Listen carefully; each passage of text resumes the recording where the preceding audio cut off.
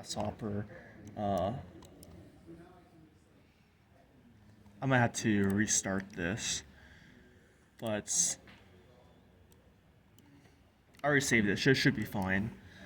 But the first thing you want to do is you want to use what's called a B-rep or Boolean representation. So this will essentially take the geometry from Grasshopper and put it, make it in a way that allows Grasshopper to understand it. So you click here, set multiple B-reps, and then now this is a B-rep geometry. What you then can do is up here we have multiple different tabs: Ladybug, Honeybee, Honeybee Energy, as well as Honeybee Radiance. So Ladybug is mostly deals with graphs. Honeybee is your main energy modeling software, so it allows you to set the base parameters such as what's a room, what's a window, all that stuff.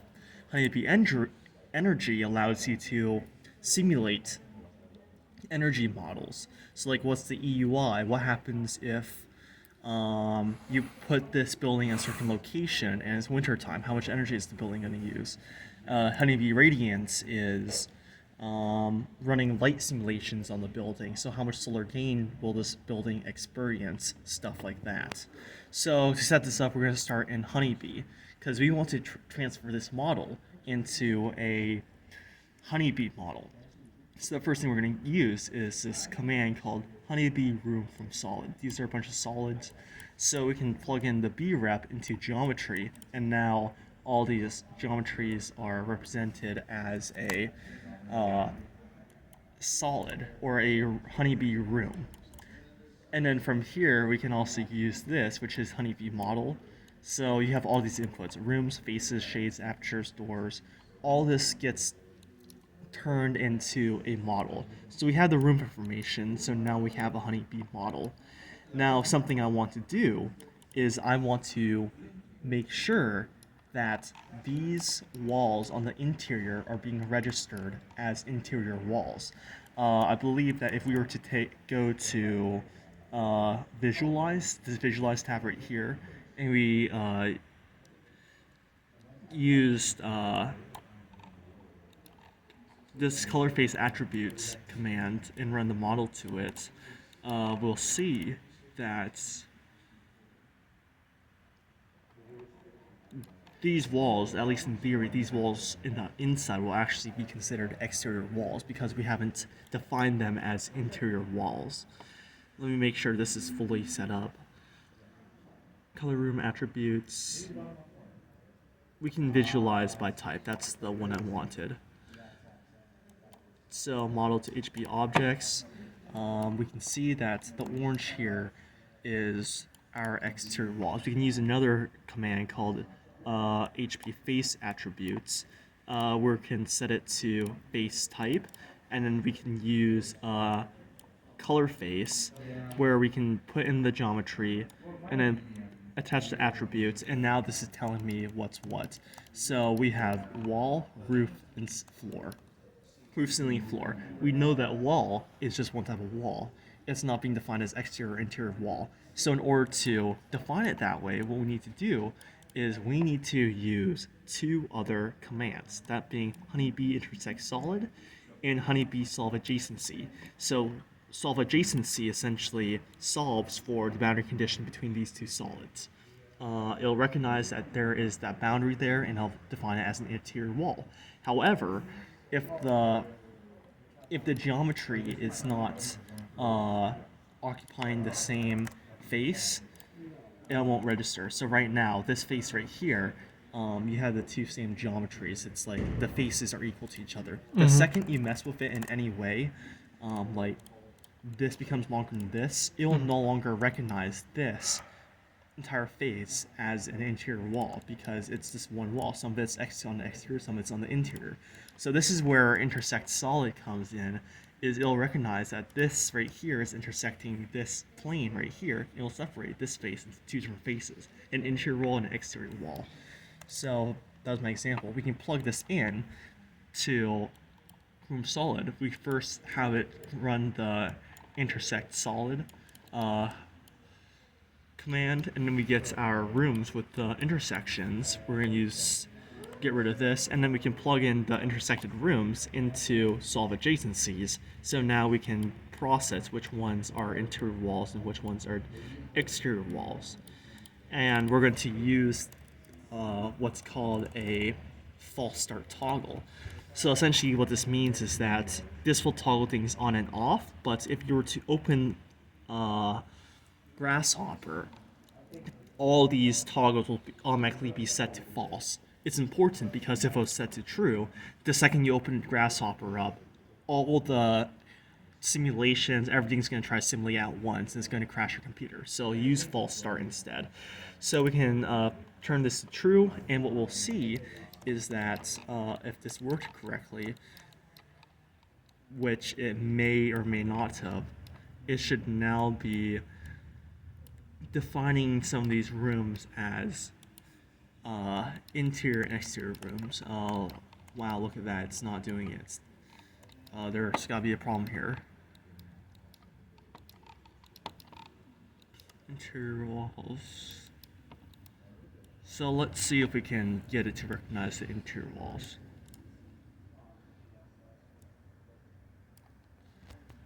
Let's use face attributes, or not face attributes, but color face. It's already that.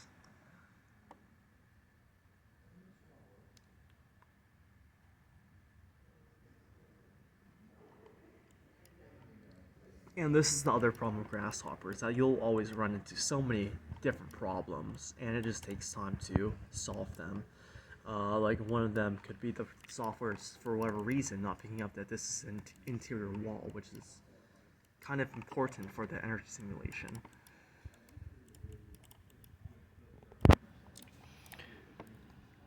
Is there points where you have to kind of restart Rhino back again so that the program works, or is it more something that's happening here that is not working and you have to figure out, or is it literally like the program sometimes needs to reload and do the math? And did you ever do that, like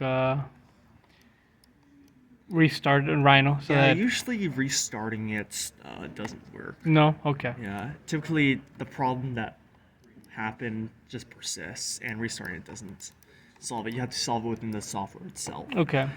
It's usually human error that causes it, some sort of human error. Hmm.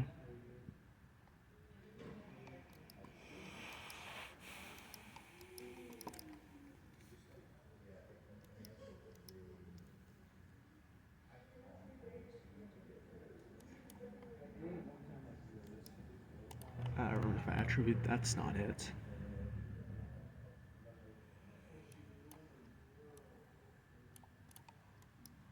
Let's see if this works.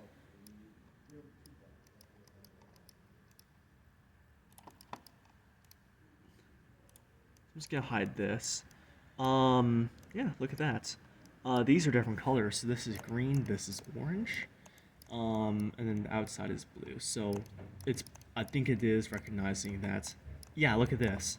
So this is an interior wall right here, but the rest of this is exterior. So that means it is recognizing that these are interior walls and these are exterior walls, and subdividing it. So now that we successfully checked that, I used visualize by boundary condition. So I'm actually going to run a different test. Let's say that I wasn't using this, right? So I'm just automatically taking the room to a model. If we look in here, we can see that it's no longer recognizing that boundary condition. This is all one wall. So looks like the command was indeed working. Room to room and adjacent rooms to model. And now we can see that boundary condition is being picked up.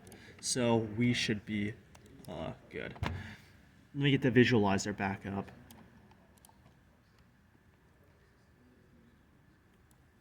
So visualize by type, model, HB objects, and these are different colors, so that's good. So now what I want to do is I'm interested in putting windows inside the model. So we actually have two different options. We can either model out each window individually, which is the pain in the butt, or we can use this command called HB apertures by ratio. What's this going to do is we're going to set a window to wall ratio, let's say 25%, and it'll automatically put windows on our model.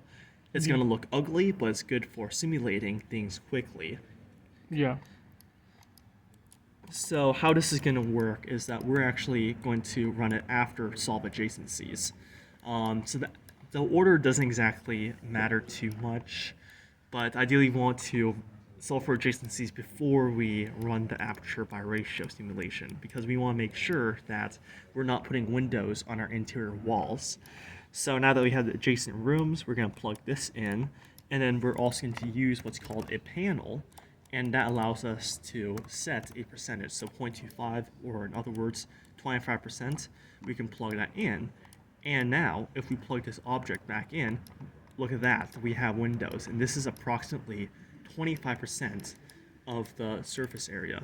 That doesn't look that bad though. I thought the windows were gonna look like all crazy, all over the place. Yeah. But yeah, oh, and you can see that is 50% or This what is 80%. 80%. Oh wow, yeah, okay, We can go to 10% too. of course, okay. It looks like a prison you put on 10%. So course. I think 25% is reasonable for a building. Mhm. We're going to use that for a baseline. And I want to add one more attribute to this. So currently, we have the apertures, but we also haven't defined the walls. So I want to make sure that this program knows that our walls have an R value of some set amount. Let's say we set an R value of 25. So what we're going to do for this is that we are going to have to set the material, and I think the option should be on here somewhere. It's not under recipes. Also, there's a shading feature. I haven't fully figured out how to do that just yet. But I think we do it under constructions. So walls are opaque, so we're going to apply an opaque construction. So what we need is we need our objects. We have our walls, which we have already defined from HBS objects. It's under here. But we also need to set the construction type. So construction as list.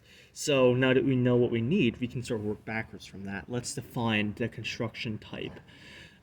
So we can search up Honeybee opaque construction, and what that is it gives us name and materials. So now How did you search for that? You just press enter? I just double left clicked. Let's click, okay. Now let's also try to set up a material. I didn't use this, but we can use HB opaque material. So now what we're sort of doing is we're sort of creating this chain of information. So working backwards, we have the applied construction, but we need to define what construction it is. It's opaque construction, opaque walls. The opaque walls have material. We need to find what that is. And now we have all these different options. We can set the thickness, we can set the conductivity, we can set the density, we can set the specific heat. If you have concrete, you can search up all these values. We can also simplify it. So there's another option called HB opaque material no mass. Essentially, that allows us to simplify it as a material with an R value. I'm lazy, so I'm going to use this instead. I don't want to search up all those properties of a 8-inch thick concrete wall. That's that's too much work. So we can set this R value to 25, and all of a sudden, we plug in HB objects. Now, in our model, now we have it where these walls, these exterior walls, are defined as having an R value 25. of 25. Same with the roof, same with the floor. This is really useful for our energy modeling. Now I want to show you one more thing. So let's say we did want to put in custom windows in our building. So what I'm going to do, I know it's a lot of information. No, it's all good. I'm recording it. What I'm gonna do is I'm just gonna completely delete our windows. So I'm actually gonna set this aside. Like let's say that we are gonna have custom windows. So this goes down here. Now we have a windowless Building. object, windowless building. So I'm lazy. We are going to. By the way, I had the underlying Rhino layer hidden, so I showed it really quickly. So I'm going to use a surface to represent Window. a window. Yes. Hello, is my surface here? Oh, we went into an angle. That's weird. Yeah. So let's hope that Rhino can be smart and not do that. It's a dumb technology. We need to tell it to do what we need it to. So for this, it's a little complicated. We're going to use another Boolean representation. Yeah, You're so cool, buddy. we get it, bro. You have a small dick. Anyways, Bro, I was trying to upload this to YouTube, man, and take advantage of it. Now I can't do it. cut it out. Cut it out. Quick edit. No, it'll be a blue pen. Yeah. Okay, anyways, Boolean representation for a window. So cool, we have a window. Honeybee does not know this is a window. So we're going to go back to our Honeybee tab and use HB add surface. Or not add surface, we're going to use Honeybee aperture. So we have the geometry, now we have an aperture. But we need to make sure that this aperture is added to the rest of the model. This is like a random aperture on a solid wall that's intersecting each other. It's weird. So in order to do that, we need to take our object, and we also need to I can stop thinking about that. get out of your head, bro. Head out of the gutter, man. So we need to take our object, and we also need to define the subfaces. We need to add the subface to the object. The aperture is the subface, and then the object is this right here. So adjacent rooms, and this outputs. Let me make sure this is disconnected now. This is a window. Now this is recognized as a window as part of the full model. We can go around. We see that there should be no clipping. I think I recognize this as a window. I'm hoping it did. And you just did a surface, right? You didn't really do a 3D cube, right? You just did the surface, and then that's gonna get. Okay, this is a window. Honeybee sees this as a really simple model. Okay. So you only model things as either solids or surfaces. Okay. But that's how you do it. That's how you'd have a custom window. So we're not going to use that. We're going to use our lazy command, the apertures by ratio. Bring in our adjacent rooms, HB objects, so now we have this. And I'm going to go ahead and just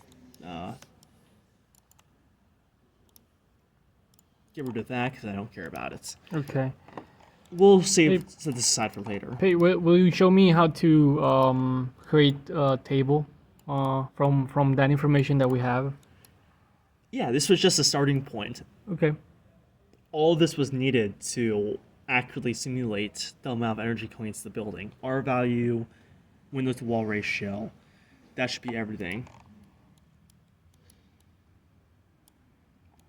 Great. So now that we've finally defined our building, we can go to Honeybee Energy.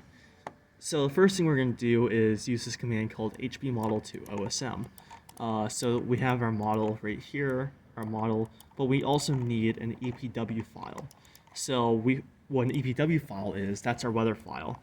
We go to our Ladybug tab, we can go to LB download weather, and now we have this command right here, where we can use a weather URL to upload it as an EPW file. So we can search up really easily EPW map, go online, we can go to Midway Airport since that's the closest to our site. We can grab, let's say, this blue point, I like the color blue, so I'll take that one. So I just copied the URL, and I can go in here, and I can paste it. So now that that's pasted, it'll download that as an EPW file, and now we have an EPW file that we can work with. Now we can connect this over here into our EPW file. Now we need to do two more things. We're going to use a toggle. You can use either the Boolean toggle or more beneficially a false start toggle, and we're going to plug this into both the write and the run. We need to allow this to write scripts in order to actually do the simulation, which is why this is important, and run just means that we're going to run the software. So now we can double click this, and it's going to take some time, but it should run a quick energy simulation on our entire building.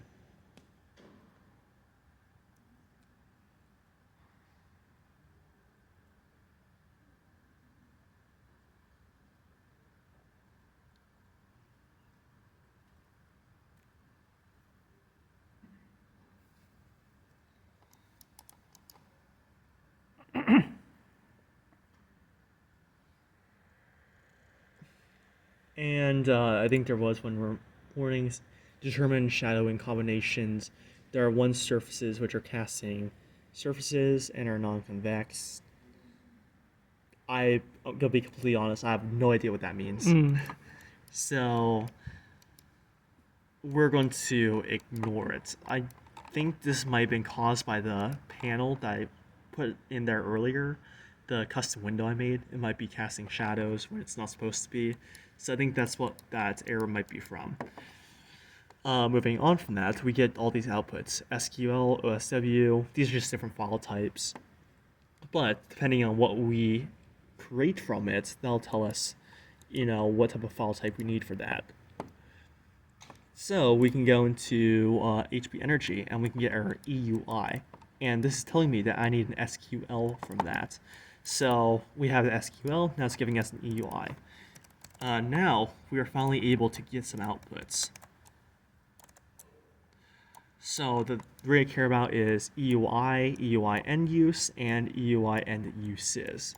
So the first number, EUI or energy use index, end use index, that is the amount of energy this building is using. We have our number 178. That is not particularly good. Then these next two tell us, this is more accurate, these next two tell us where those numbers are coming from. So the first number is for heating. We spend this percentage of it on heating, a little bit more goes into cooling, some of it goes into interior lighting, some of it goes into electrical equipment.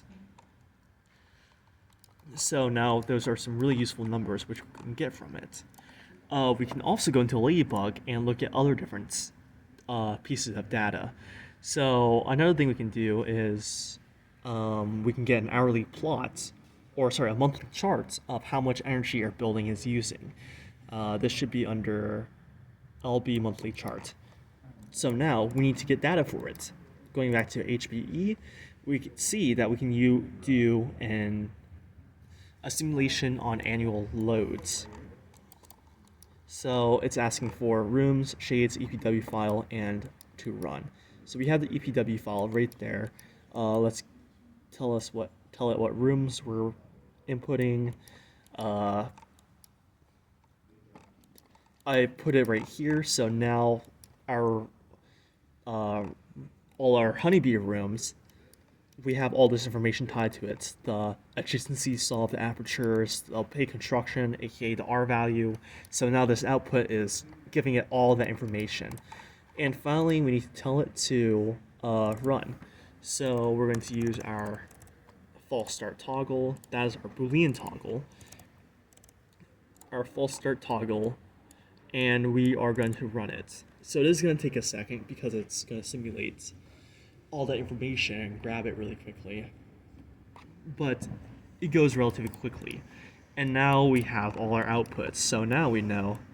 Now we can plot how much energy is going to be spent on cooling, how much energy is going to be spent on heating, lighting, equipment such as heaters in there, how much this is going to cost in electricity or other equipment, hot water, all of that stuff. So we can get a monthly chart on cooling. And we can see that now we have this very beautiful chart right here. For cooling, in July it's very hot, we're going to spend the most energy. In January, where it's like freezing in Chicago, we see that we're spending nothing on cooling. We can grab another one of these monthly charts, and we can grab it on heating. And we see a problem. These charts are being put on each other. So we can use what's called a point, or we can define a point. So we can right click on here, set one point, and we can say that we want to get our chart right here. So this can to define the bottom left corner of it. Base point right here, our chart moves to it. Let's get another one for our next chart. So we're going to set one point somewhere down here, and we're going to put our chart right here. I don't like the location of that. I'm going to put it right here. There we go, much better. So now we have these two charts being displayed. And overall, Ladybug gives you just so many different pieces of information. You can get information on sun studies, how much solar gain is going to be in the building, how much energy is going to be put on one wall, how much the AC is going to cost. Ultimately, the easiest strategy for that is find what you want. So like if you want, Is there like a chart that tells you about how much sunlight it will go into your building? we'll Like go into how, your building. Yeah, how much of that, and how much it will spread through your building, or no? That is a really good one. That one is actually pretty difficult to set up, so I'll show you how to do that right now. You know how to set it up? I do know how to set it Oh up. wow. So I'll show, you should use this as an opportunity to learn how I sort of work backwards from the result I want, going from that to how I set it up, how I slowly get to build the pieces of information I need for it. So the result I want is, I sort of want a point in time grid of the amount of sunlight that's entering the building. So what this will do is this will give me information which is useful for heat map. So the results would be the values. The heat map is ultimately what I want. This will show you a heat map of what's getting blasted by sun at this point in time and what's getting no sun. So we have it connected to our grid, but now we need to define all these different things. The sky, a model, run. This one's a pain in the ass, so you want to pay attention for this one. So first off, we want to do our model. Now, how the honeybee radiance modeling works is that we need to define a grid that allows us to simulate how much light is hitting this defined grid. So what we can use is this command called HB sensor grid from rooms. So I'm going to put this right here. We have our rooms up here, honeybee rooms from this, our latest one. We can set grid size, so I'm going to use the panel for this. We can also use a slider, but I'm going to say that our grid size is 5. We can play around with this too. So now, if we hide some information, let's say we hide this, we can see that we have all these points defined. Apparently, 5 is overkill. Look at all those points being drawn. So let's change this number to something like 50. And we can see that the points are more spread out. Now I want this simulation to go quickly, so I'm going to use a low quality light study. Actually, no, I think 50 is fine. But it'll take like 5 minutes for it to run the simulation. So now we have this grid set up, defined. Is the grid always going to be on the bottom surface, or can you actually make that grid into like a wall, or no? That took me like an hour to figure out, but yes, you can put it on the wall. So we can use another command called lb generate point grid. So we can take your geometry, let's say from the model. It's unhappy. Why? Failed from go to geometry base. Yeah, I think you suck. Let's try from here.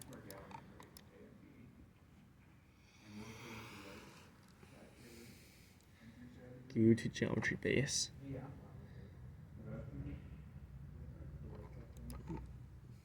Oh, you know what? This is geometry, so we need to use B reps. So this Boolean representation, which I'm not showing right now, let me just show this. So I'm using the preview command to hide and show this. So now all these faces, that's the geometry that we inputted for this grid pattern. We can use a panel. I'm going to input the same number, 50 for this. We can use it to define our grid size, and now we have covered our Holy. building and grids. Yeah. Yeah, it gets nuts. Yeah. Let me hide this again because I don't want to see it. Holy. Yeah.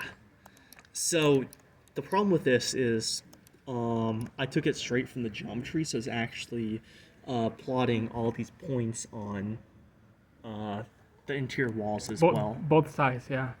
Yeah. So I'm going to I'm actually going to run a sun study on this instead. So I'm just going to in this, and this is me problem solving right now. This is one way you can do it, but I'm actually going to set this as our new Boolean representation. So When you literally type down Boolean representation, or what is brep. brep? Okay. Yeah. Okay, so you have to highlight this and then brep, and then this thing is gonna pop out, right? Pretty much. Okay. I just didn't know what you were doing when highlighting it and then making that brep to So appear on yeah, the... this puts the points on this building instead. But I Boolean union this building, so now there's no such thing as these interior walls. I completely got rid of it, but it's gonna make it easier to simulate light on this. But for now, I'm actually gonna focus on our other building. Okay. So how much sunlight's gonna hit the floor. Then I'll show you how to put the heat map on the walls.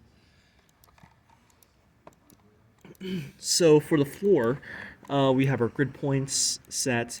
So what we need to do is, now that we have these points, we need to put it on our model. So the model currently doesn't know that all these points are being put on it. So we gotta tell the model that, hey, we're going to apply all these points to you. So assign grid, we can put the grid points here into assign grid view. We can take this input model.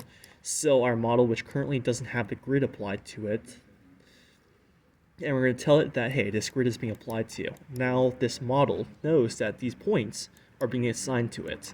And then this is our model. Now we also need to simulate the sky.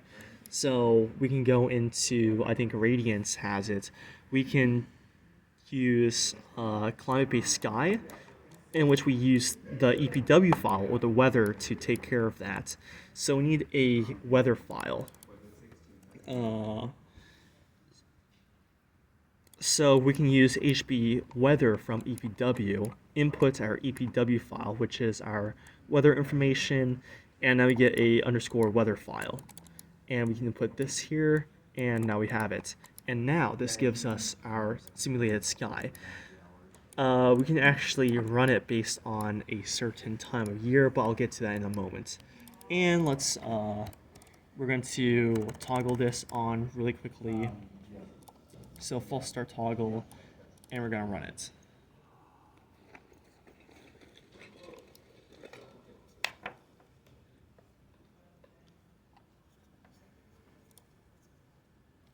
So this simulation is gonna take a while, but it should be simulating the sky.